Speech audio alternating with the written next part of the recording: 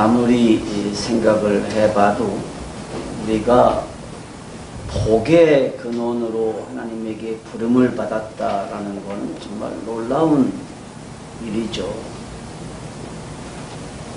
우리가 도대체 뭐가 그렇게 대단하길래 하나님이 우리를 복의 근원으로 삼기 위해서 부르셨을까요?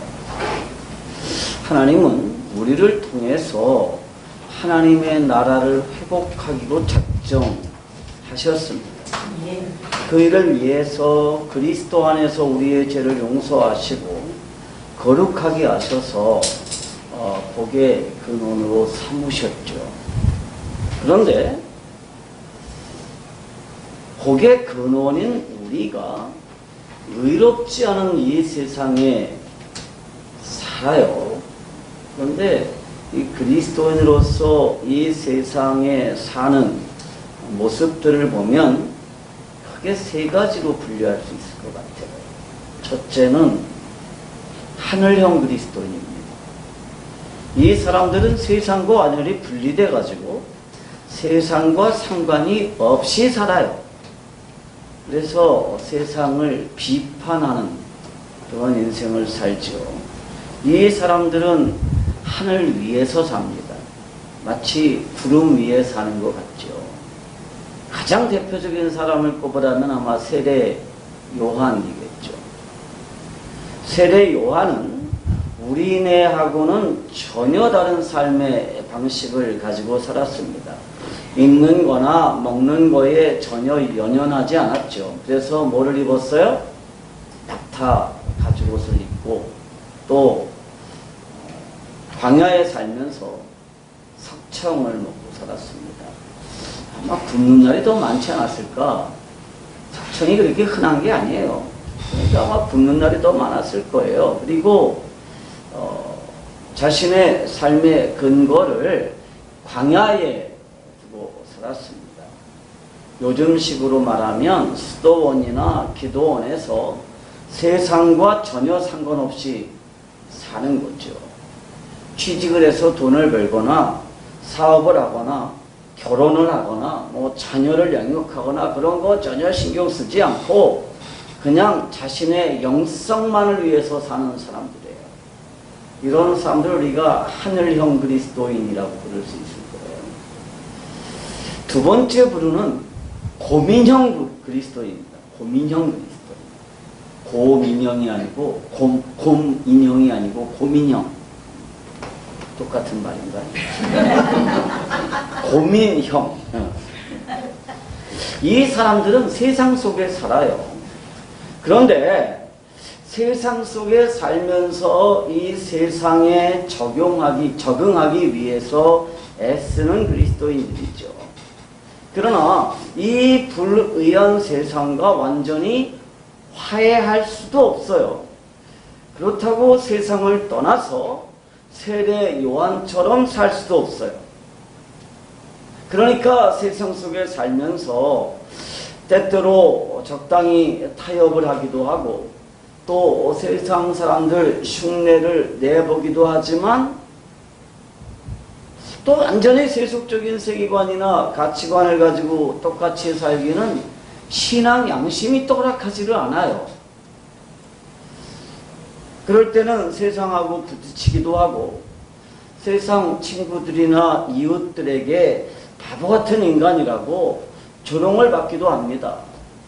그런데 또 완전히 복음에 붙잡힌 인생을 살지도 못해요. 왜냐하면 아직도 세계관이나 가치관이 완전히 성경적으로 세워지지 못했기 때문입니다. 오늘 이 본문의 주인공이라고 할 수 있는 롯이 바로 이런 고민형 그리스도인이죠. 그리고 아마 우리들 대부분이 바로 이런 고민형 그리스도인이 아닐까 그렇게 생각을 합니다. 세 번째 부류는 누룩형 그리스도인입니다. 누룩형 인간은 세상 속으로 깊숙이 들어갑니다. 그런데 세상 속에 함몰되지 않고 오히려 어떻게 하느냐 하면 세상을 변화시키죠. 세상 속에서 세상과 분리되는 것 같지도 않습니다. 그러나 그가 있는 곳에는 건강한 변화가 일어나죠. 복음이 선포되고 하나님을 경외함이 일어납니다. 그가 있는 곳에는 무너진 도덕이 다시 일어나고 하나님을 향한 예배가 회복이 됐죠. 이런 누르형 인간의 대표는 아무래도 우리 예수님이시죠. 예수님은 금욕적으로 살지 않으셨습니다. 오죽하면 바리새인들로부터 죄인의 친구다 이런 놀림을 받으셨죠. 그런데 그분은 죄에 물들거나 세속에 물들지 않으셨습니다. 오히려 세상을 변화시키셨죠. 오늘 우리가 함께 읽은 이 본문에 나타나는 롯은 아마 대표적인 고민형 그리스도인입니다. 우리는 이 고민형 인간인 롯의 인생을 추적하면서 불의한 세상 속에서 살아야 하는 우리의 모습을 함께 돌아보고 또 그러면 우리는 어떻게 해야 되는가를 함께 살펴보려고 합니다. 롯의 인생에서 우리가 배워야 될 게 뭘까요? 첫 번째로 신앙생활은 삶을 통해서 이어진다라는 것입니다. 아멘. 19장은 롯이 낯선 나그네 두 사람을 영접하는 것으로부터 시작을 하죠. 1절에서 3절까지 말씀을 보면 저녁 때에 두 천사가 소돔에 이르렀어요. 그때 롯은 마치 성문에 앉아 있다가 이 사람들을 간청을 해서 집으로 초대를 하죠. 롯은요, 이 세상에서 성공하고 싶은 생각이 간절했던 사람이에요. 그래서 삼촌 아브라함의 그 사는 방식이 정말 마음에 안 들었어요. 아브라함은 어떤 사람이에요? 하나님을 향한 예배와 그 하나님을 경외하는 것을 첫 번째 가치로 두고 있는 사람이에요. 그런 삼촌이 정말 마음에 안 들었어요. 그래서 나는 삼촌처럼은 살지 않겠다. 이렇게 결심했던 사람이죠. 그래서 세속적으로 성공하는 것을 첫 번째 가치에 두고 그것을 위해서 어디로 왔느냐면 소돔과 고모라로 이주했던 사람입니다. 그런데 지난번에 소돔과 고모라에 일어났던 전쟁을 경험하면서 뭔가 좀 깨달은 게 있었던 것 같아요. 바보 같고 뭔가 좀 모자란 것 같았던 삼촌인데 삼촌이 그렇게 결단력이 있고 그렇게 용감하고 또 나중에 소돔 왕을 대하는 태도를 보면 그렇게 의연하고 또 단호할 수가 없어요. 그래서 이게 뭐지? 도대체 삼촌을 저렇게 만든 그 힘이 뭘까? 그런 생각이 들었는지도 모르겠어요. 그런데 오늘 우리가 알 수 있는 건 뭐냐면 나그네를 대하는 롯의 태도입니다. 그는 아무런 연고도 없이 이곳을 방문한 나그네를 간청해서 초청하고 최선을 다해서 대접합니다.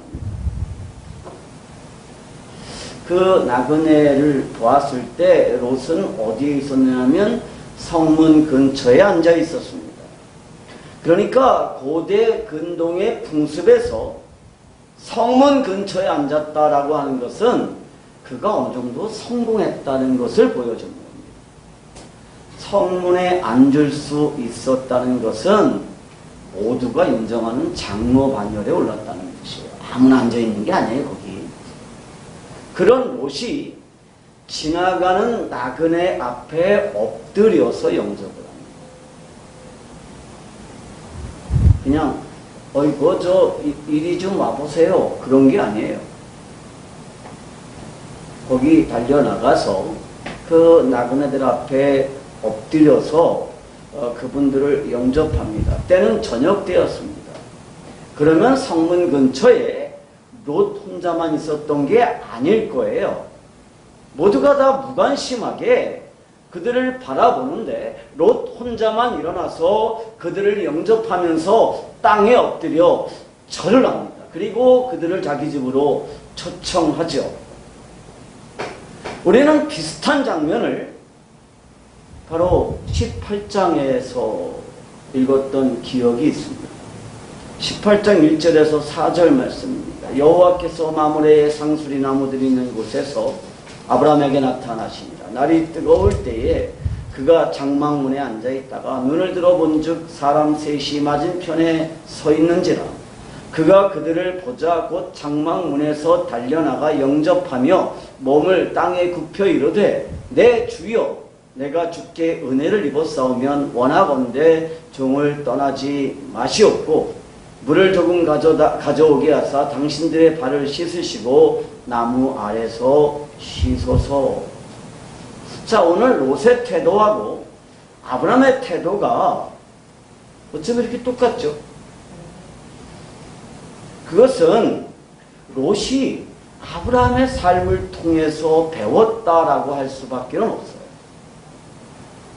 다시 말하면 아브라함이 나그네를 대하는 태도가 어쩌다 한 번만 그랬던 게 아니라 늘 그랬었다는 거예요. 그러니까 아브라함이 거기서 텐트 앞에 나무 그늘에서 졸다가 지나가는 나그네를 어쩌다 한 번만 그렇게 영접해 드렸던 게 아니라 아브라함의 삶의 태도가 늘 그랬다는 거죠.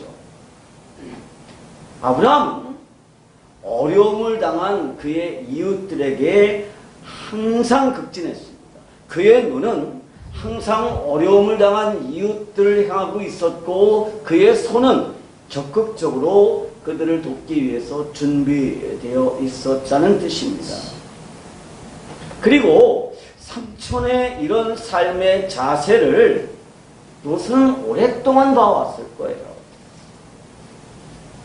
그렇습니다. 교육은요, 단순한 지식의 전달이 아니에요. 삶을 통해서 보여주는 겁니다. 아멘. 반복하고 반복해서 보여주는 거예요. 아멘. 그러니까 딸들이 엄마 음식 솜씨를 담는다고 그러잖아요. 그게 엄마한테 배워서 되는 게 아니에요. 늘 어릴 때부터 봐왔기 때문입니다. 제 아들이 설교하는 게 나랑 똑같대요. 남들이 그러는데. 근데 제가 제 아들에게 설교하는 법을 가르쳐 준 적이 한 번도 없어요. 그런데 남들 얘기를 들어보면 목사님하고 똑같아요. 왜 그러냐 하면 늘 봐왔기 때문입니다. 그러니까 교육은요, 삶을 통해서 보여주는 겁니다. 반복하고 반복해서 계속 보여주는 거예요. 어쩌다 한 번 선한 일을 하는 게 아니에요. 내 자녀들이, 내 영향권 아래에 있는 사람들이 몸에 배이도록 하는 거예요.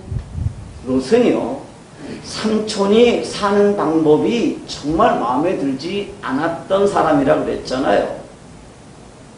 그런데 어느 날 그 스스로도 삼촌과 똑같은 모습을 보여주고 있는 거예요. 이게 교육이에요.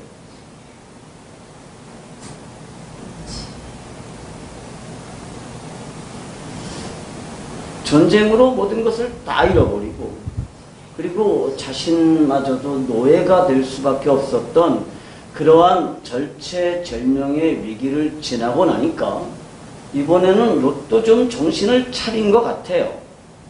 그리고 자연스럽게 나타난 행동이 뭐냐 하면 나그네를 대하는 그의 태도입니다.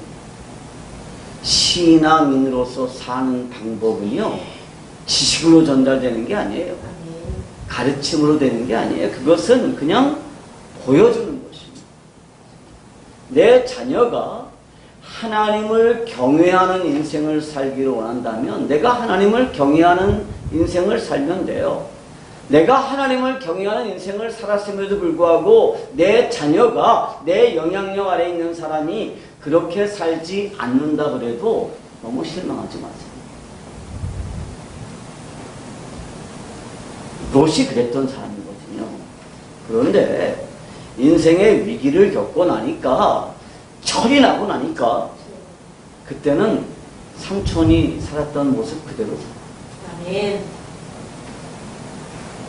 그러니까 우리 자녀들이 내가 기대했던 것만큼 안 살 때가 있죠. 근데 너무 그렇게 실망하지 마세요. 아멘. 철이 나면 그러면 그대로 살아요. 아멘. 그러니까 내가 하나님을 경외하는 모습을 자녀들에게 보여주는 거, 그게 중요합니다. 그러니까 추노, 추녀비가 부모들이 사는 그대로 살아요. 아멘. 그래서 자녀는 뭐라 그래요? 자녀는 부모의 거울이라고 그래요. 아멘. 뭐가 거울이냐 하면 거울은 실체를 그대로 보여주잖아요. 응? 근데 거울이 처음에는 더러우면 잘 안 보일 때도 있어요. 그죠? 근데 철이 나서 거울이 깨끗하게 닦이면 거기 다 보여줍니다. 아멘. 거짓말 못해요. 그러니까 롯이 아이 삼촌 정말 마음에 안 든다고 그러지만 철이 나니까 삼촌 살았던 그대로 살아요. 그래서 우리가 실망할 필요가 없는 겁니다. 우리가 하나님을 경외하는 삶의 모습을 보였다면 우리 자녀들은 그대로 살아갈 것입니다. 롯의 인생에서 무엇을 배울 수가 있을까요? 두 번째로 이 세상의 악을 대하는 하나님의 태도를 알 수가 있습니다. 롯이 살고 있는 소돔은요, 악의 대명사 같은 곳이죠. 악이 넘쳐나는 곳입니다. 그것은 하나님이 없는 문화가 지배하는 곳입니다. 하나님을 떠난 인간이, 하나님을 마음에 두지 않는 인간들이 얼마나 악독해질 수 있는지를 보여주는 곳이에요. 로마서 1장 20절부터 기록된 하나님의 말씀에 따르면 죄란 뭐냐? 하나님을 떠난 것입니다. 하나님을 예배하지 않는 것입니다. 하나님 없는 인생을 사는 것입니다. 하나님을 마음에 두기를 싫어하는 것입니다. 이렇게 하나님을 마음에 두기를 싫어하니까 하나님께서 어떻게 하시느냐? 그 사람들을 정욕대로 살도록 내버려 두십니다. 하나님께서 사람들이 자신의 더러운 정욕, 즉 욕심을 주인으로 섬기는 인생을 살도록 내버려 두시면 어떻게 되느냐? 사람들이요, 완전히 정욕의 노예가 돼서, 욕심의 노예가 돼서 서로의 몸을 욕되게 합니다. 그리고 이렇게 사람들이 정욕의 노예로 살게 되니까 말할 수 없이 더럽고 음란한 문화가 사회를 지배하게 됩니다. 그래서 사람들은 하나님께서 정하신 일부 일처의 원칙을 버리고 다른 여자 혹은 다른 남자에게 더 관심을 가지게 되고 서로가 서로를 욕보이는 그런 것을 즐거움이라고 이렇게 생각하게 되죠. 벌써 오래전 얘기인데요. 옛날에 지방에 사는 제 후배가 총신대학교 신학대학원에 입학시험을 치르게 됐습니다. 시험은 3일 동안을 계속하기 때문에 수험생들을 위해서 기숙사가 제공이 되는데 그때 수험생들이 너무 많아가지고 기숙사 방이 모자랐어요. 그래서 이 후배는 기숙사를 제공받지 못했습니다. 그래서 할 수 없이 학교 근처에 모텔에서 이틀밤을 지내야 됐습니다. 그래서 제가 그 후배를 태우고 학교 근처에 모텔에 방을 하나 잡아주려고 갔는데 저는 깜짝 놀랐어요. 오후 2시경에 들어갔는데 주차장에 고급 승용차들이 가득한 거예요. 호텔에.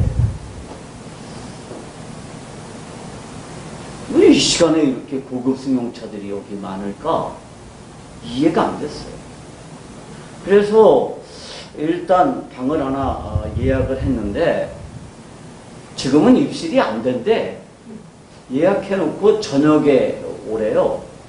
그래서 예약만 해놓고 나가서 저녁을 먹고 학교에 들렸다가 다시 모텔로 갔어요. 그랬더니 참 이상한 일이 그 고급 승용차들은 다 빠져나가고 이번에는 중형차들하고 소형차들이 꽉 찼어요. 그제서야 아까 낮에 방을 예약하는데 저녁에나 입실이 가능하다라고 하는 그 프론트의 말이 이해가 됐습니다. 그 많은 사람들이 사업차 이곳에 왔을 리도 없고, 그죠? 또 자신의 부인이나 남편하고 휴식을 취하거나 여행을 하려고 거기 왔을 리도 없어요.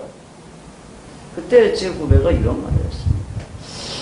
목사님, 이러고도 나라가 망하지 않는 걸 보니까 참 이상하죠.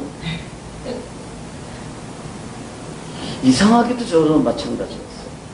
하나님을 마음에 두지 않는 사람들이 인생에서 최고의 가치로 섬기는 게 뭐냐면 자신의 행복입니다.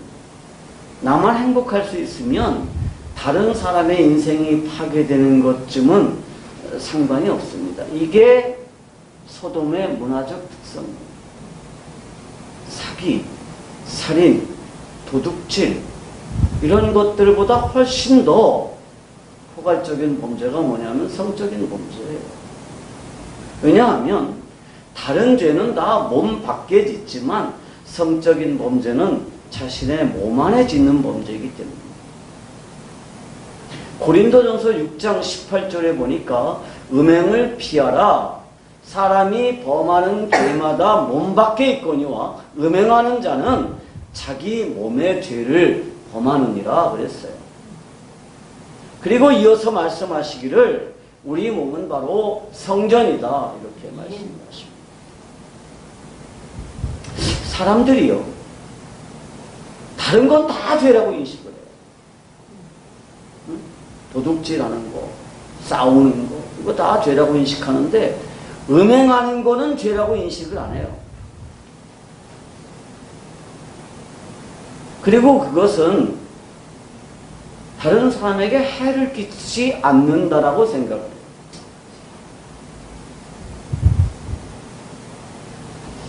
여러분, 하나님은 세상에 존재하는 모든 것들의 주인이십니다. 그 하나님은 내 몸의 주인이시기도 하시죠.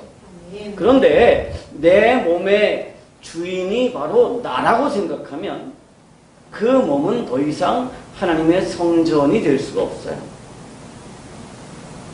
내 몸이 주인이 내가 아니라 내 몸의 주인이 하나님이라고 생각하면 그 몸이 성전이에요. 그런데 내 몸의 주인이 나라고 생각하면 그건 절대로 성전이 될 수가 없습니다.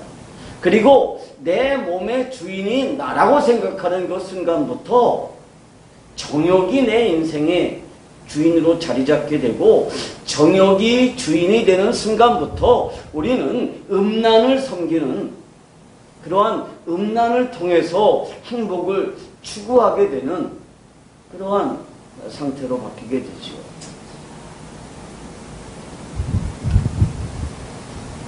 오늘 본문 5절에서 우리가 그들을 상관하겠다라고 하는 말은 성적인 표현이에요. 이 부분을 현대인의 성경은 우리가 강간하겠다 그렇게 직접적인 표현으로 번역을 했습니다. 음란한 문화가 절정에 이르면 이제는 동성애가 보편적인 현상이 돼요. 제가 정말 염려하는 것 중에 하나가 예전 같으면 감히 부끄러워서 입에도 담지 못했을 이 동성애가 사회의 보편적인 현상이 되고 군대 내의 동성애 금지법을 동성애 합법으로 바꾸자라고 하는 분위기가 정부 내에 팽배하죠. 추노가 문제가 있습니다. 기도해요. 동성애가 죄라는 인식이 없어지면서 인간이 가진 보편적인 권리에 속한다라는 의식이 사회의 공통인식이 되면 그 사회는 정말 심각하게 병이 들죠. 그리고 동성이 동성에 대한 성폭력도 당연히 용인되는 그러한 세상이 됩니다. 그래도 아직 우리 사회에서는 동성이 동성을 강간했다는 건 뉴스가 안 나와요. 근데 이게 그런 게 그냥 보편화될 수 있는 날이 그렇게 멀지 않을 것 같아요. 그러면 우리가 정말 뭐를 해야 되느냐? 하나님의 심판을 기억해. 이렇게 죄악이 넘쳐나는 것을 하나님이 심판하십니다. 사실 우리나라에서 이 AIDS 치료비로 1년에 4천억 정도가 지원이 됩니다.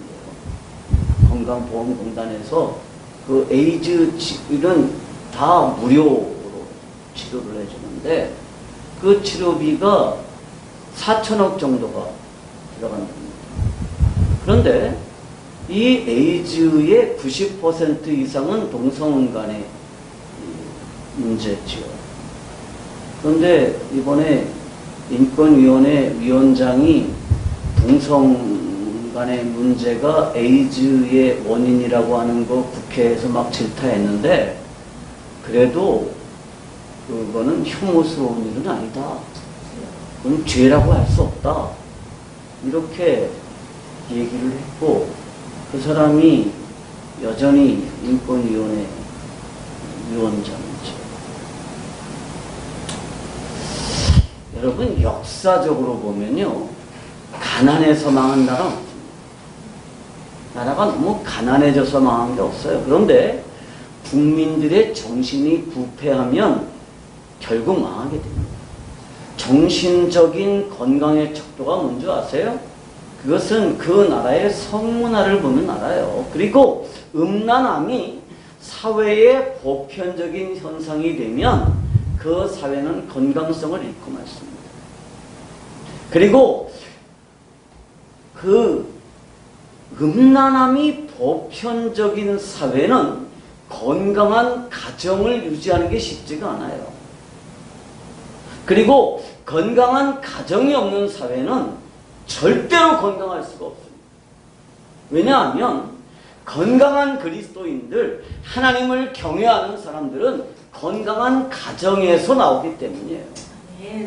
최근에 법무부의 인권국장이라는 사람이, 이 사람은 공무원이에요. 기독교를 혐오 집단이라고 표현하면서 기독교와 절대로 타협하지 않겠다. 이렇게 발언했어요. 이번에 차별금지법을 제정하는데 기독교에서 반대하죠. 그 차별금지법이라는 게 동성애를 옹호하는 법이에요. 그래서 기독교에서 그거는 절대 안 된다라고 반대하니까 기독교는 혐오 집단이고 이 기독교와 절대로 타협하지 않겠다라고 그렇게 공공연하게 말을 했다고 해요. 이게 정부 책임자의 입에서 나온 공식적인 선언. 이게 만약에 가짜뉴스라고 하면 법무부에서 공식 성명을 냈어야 돼요. 근데 아무 말이 없어요. 그래서 저는 우리나라의 미래가 정말 암울해서 그 얘기를 듣고 며칠 동안 정말 잠을 제대로 잘 수가 없었습니다. 여러분, 소돔과 고모라 이야기는요, 절대로 소설이나 동화가 아닙니다. 이거는 그냥 팩트고 역사예요. 악을 대하시는 하나님의 분명한 태도를 보여주시는 내용입니다. 우리나라가 경제가 나빠져서 망하는 게 아니에요. 국민들의 정신이 썩으면 그러면 망합니다. 그런데 모든 국민들이 동성애 뭐 어때? 코어 축제 뭐 어때? 망하는 거예요.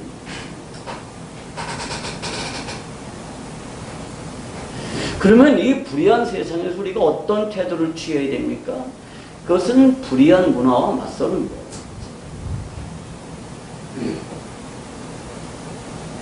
불이한 정책을 가지는 정당이나 정치인을 지지하지 않는 거고요. 그 사람들이 정부를 장악하지 못하도록 막아야 됩니다. 정치적인 얘기 같아서 좀 그렇지만 저는 코어 축제를 지지하는 그러한 시장들이 시장이 되는 거 난 이해할 수가 없어요. 우리나라의 기독교인이 20%가 넘는 나라인데 어떻게 그런 사람들이 시장이 됩니까?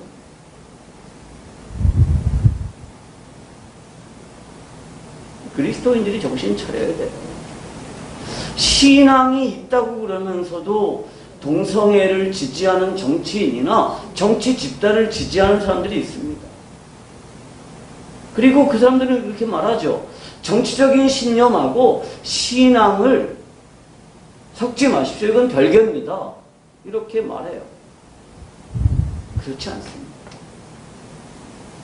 제가 언젠가 얘기했지만 지난번에 프놈펜에서 어떤 선교사님하고 3일 동안을 같이 지냈는데 그분이 참 기독교 세계관으로 다음 세대를 세워야 된다는 일에 대해서 정말 굉장한 관심을 가지고 제 강의에 막 동의하고 또 저를 좋아해가지고 방콕에서 프놈펜까지 왔어요. 같이 얘기를 하다가 이 얘기가 딱 나왔어요. 그랬더니 정색을 하면서 목사님 신앙하고 정치는 구별을 좀 하시죠. 그래서 저는 신앙과 정치가 구별되어야 된다는 것에 대해서는 이해할 수가 없어요. 신앙인으로 살면 당연히 우리의 가치 기준이 성경이어야 되는데 성경과는 전혀 반대되는 정책을 가진 사람들을 우리가 어떻게 지지합니까? 이거는 제 정치적인 견해가 아니에요. 제 신앙적인 견해예요. 이 불의한 세상에서 그리스도인으로 살아간다라고 하는 것은 이 세상 문화에 물들지 않는 것일 뿐만이 아니라 이 세상이 더 이상 악해지지 못하도록 막아야 된다는 거예요. 적어도 내 자녀들이나 내 친구들이나 내 이웃들이 그러한 문화에 물들지 않도록 막아야 되는 거죠. 그리고 우리나라가 그러한 정치인들이 그렇게 정책을 만드는 사람들이 정책을 담당하지 못하도록 막아야 될 책임이 우리 그리스도인들에게 있는 거예요. 그게 우리의 책임입니다. 롯의 삶에서 배울 수 있는 게 뭘까요? 세 번째로 자신도 모르게 세속적인 세계관과 가치관에 물들지 말아야 된다. 소돔은요, 하나님이 없는 문화가 지배하는 곳이었습니다. 하나님이 없는 문화가 하나의 보편적인 현상이었던 곳이죠. 소돔에서는 하나님을 예배하는 게 희귀한 현상이에요. 소돔에서는 하나님을 경외하는 사람을 만나는 게 아주 희귀한 일이었을 거예요. 그죠? 롯은 하나님의 백성이었습니다. 비록 세계관이나 가치관이 완전하게 하나님의 백성답지는 못했지만 적어도 롯은 이 음란한 세상 속에 살면서 그래도 하나님의 백성으로 살기 위해서 노력했을 겁니다. 그래서 그는 음란하게 사는 사람들을 비난하기도 하고 그들의 그런 삶의 자세를 고치도록 그렇게 막 얘기하기도 했을 거예요. 그러면서 적어도 자신은 그런 음란한 삶의 자세를 따르지 않는 인생을 살았을 겁니다. 그래서 그는 나그네를 성폭행하려는 사람들로부터 나그네를 보호하려고 애쓰고 있었죠. 오늘 본문 9절 말씀에 보면 소돔 사람들이 이렇게 말하죠. 너 여기 들어와서 살면서 네가 감히 우리의 법관 노릇을 하려고 드느냐? 이렇게 말한 걸 보면 롯이 그때 한 번만 그런 게 아닐 거예요. 늘 그렇게 말을 하고 늘 그렇게 태도를 취하면서 사람들을 비난했을 겁니다.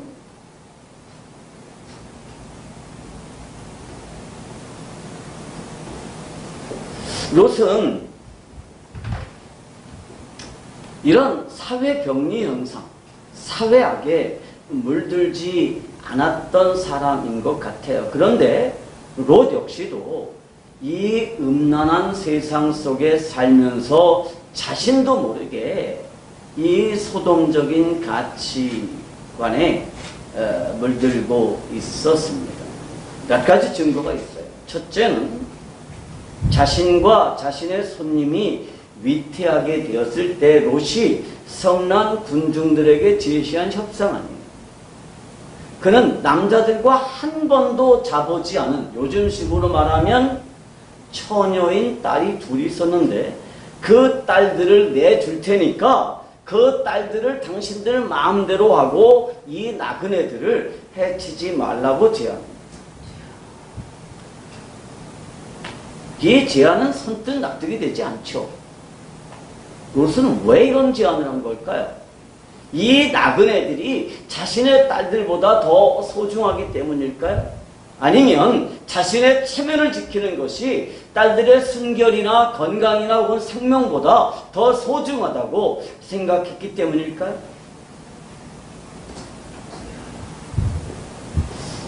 이 부분에 대한 글들을 찾아서 읽다가 이런 설명을 찾았어요.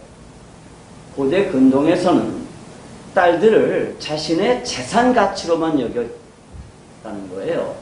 그 딸들을 자신의 재산 가치로만 여기는 문화가 있었기 때문에 딸들을 내주는 것을 그냥 자신의 재산적인 손해로만 여겼기 때문이다라고 하는 설명을 제가 읽었어요.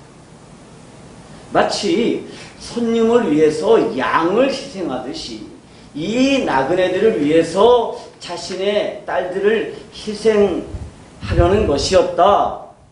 그런 설명을 보면서 설마 그랬지만 이 글을 쓴 사람이 고대 근동 문화에 아주 정통한 사람이었습니다. 만약에 그게 사실이라면 롯은 소돔에 살면서 자신도 모르게 소돔적인 가치관과 세계관에 물들어 있었다는 뜻이 됩니다. 왜냐하면 성경적인 세계관이나 가치관에 따르면 하나님의 형상을 따라서 창조된 인간은 남자든 여자든 물질 세계에서 가장 고귀한 가치를 가지기 때문이에요. 남자와 여자의 차이가 없습니다. 그런데 소돔과 고모라에서 여자의 가치는 양의 가치와 비슷하다. 그런 생각을 했었다 그러면 말이 안 되는 거죠. 여러분, 성경적인 세계관에 따르면 남자와 여자 모든 인간 하나님 앞에 다 존귀합니다. 그래서 남자든 여자든 그의 인격이나 몸을 도구로 삼는 것은 엄청난 범죄예요. 그런데 롯은 지금 자신의 딸을 자신과 나그네를 구원할 도구로 이용하려고 하는 것입니다. 그러고 보면 롯은요, 어떤 때는 굉장히 훌륭한 신앙인의 자세를 보이는 것 같지만 여전히 소돔적인 세계관과 가치관을 버리지 못하고 있었다는 것입니다. 뒤에서도 계속 살펴보게 되겠지만 하나님의 간섭으로 극적으로 구원을 받은 롯은 그 이후에도 정상적인 삶을 살지 못해요. 그래서 어떻게 해요? 이번에는 소돔과 고모라가 망한 뒤에는 세상을 등지고 동굴 속에서 세상과 상관이 없는 삶을 살아요. 하나님을 경외함으로 세상과 상관이 없는 삶을 사는 게 아니라 술에 취해서 그냥 모든 거 다 잊어버리고 그렇게 사는 인생을 택하게 되죠. 여러분, 그래서 우리가 이 악한 세상에 살면서 제일 중요한 건 뭐냐 하면 우리가 어떤 세계관과 어떤 가치관을 가지고 살 거냐는 것입니다. 이 세상 속에 살면 자연히 나도 모르게 세상적인 가치관과 세상적인 세계관을 가지고 살게 되는데, 그리스도인으로 산다는 것은 성경적인 세계관과 성경적인 가치관을 가지고 산다는 겁니다. 또 한 가지 증거가 이거예요. 롯의 가치관이 잘못됐었다는 또 한 가지 증거는, 천사들이 소돔과 고모라를 심판하기 전에 가족들에게 이 사실을 알려주라고 그러잖아요. 그리고 롯이 나가서 자기 사위들에게 그렇게 말을 하죠. 그런데 사위들이 뭐라 그래요? 약혼자들이 농담을 해요.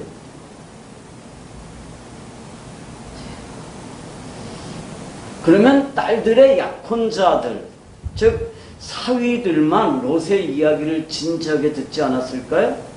아니에요.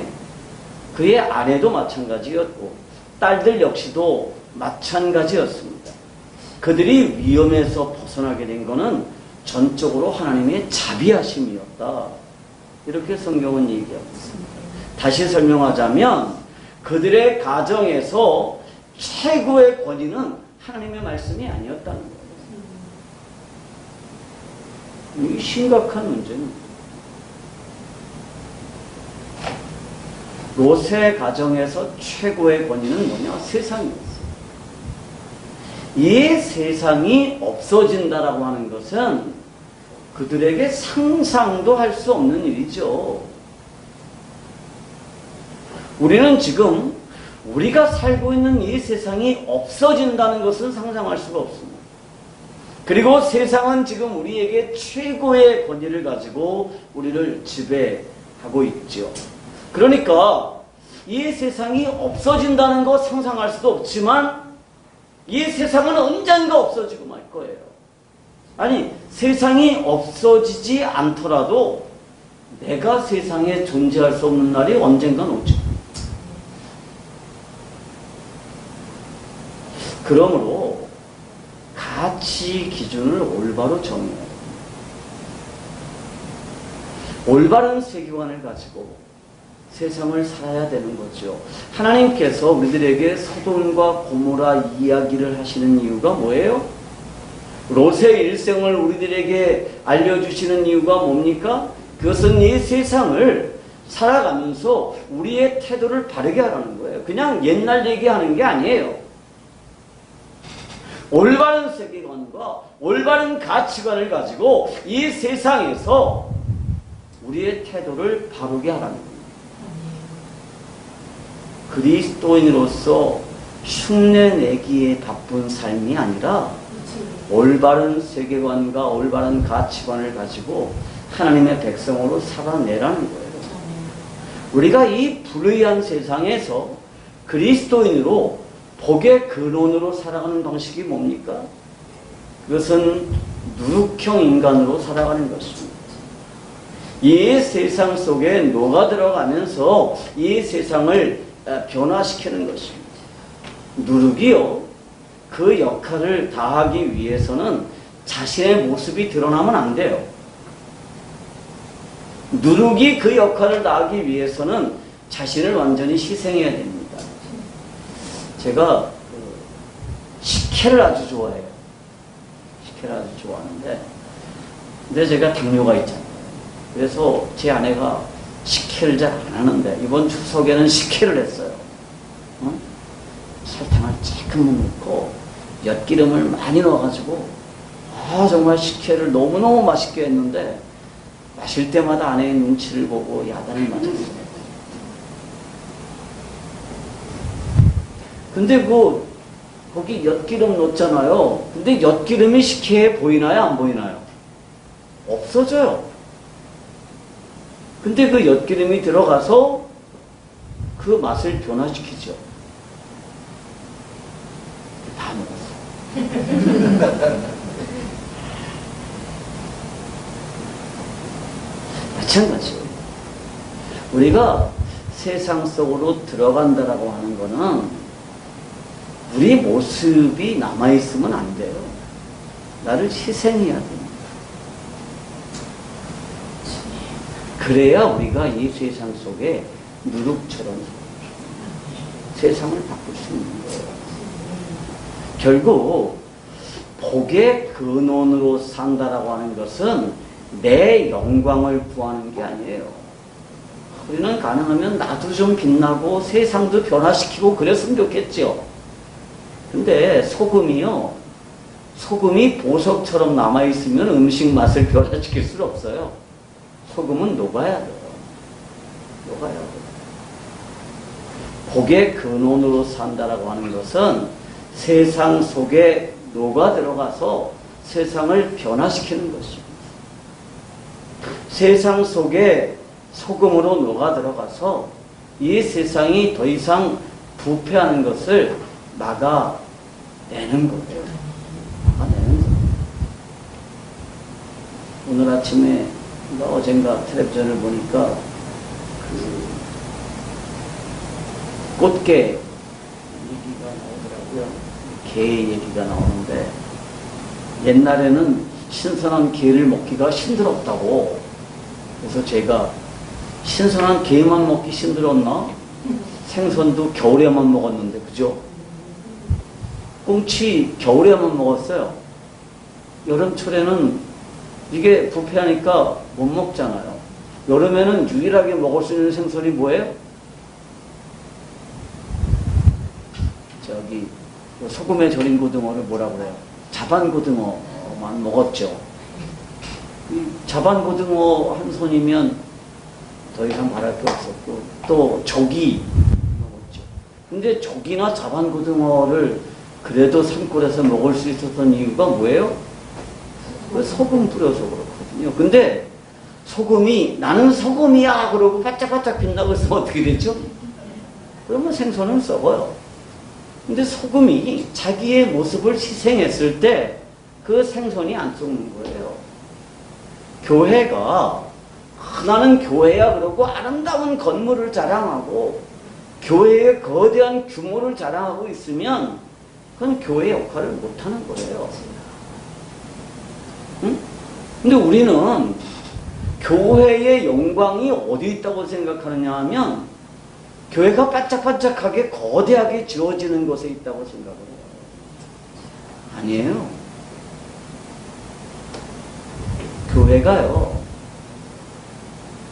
아주 찬란하게, 웅장하게 그 외모를 자랑하고 있으면 교회는 더 이상 교회 역할을 못해요. 그러면 사회는 부패하게 돼 있습니다. 어쩌면 한국의 현재 상황이 그런 줄도 모르겠어요. 그래서 오늘 우리가 이 말씀을 읽으면서 과연 우리가 무엇을 택해야 될 것인가? 우리가 어떤 모습으로 이 세상을 살아내야 될 것인가를 다시 한번 확인할 수 있기를 바랍니다.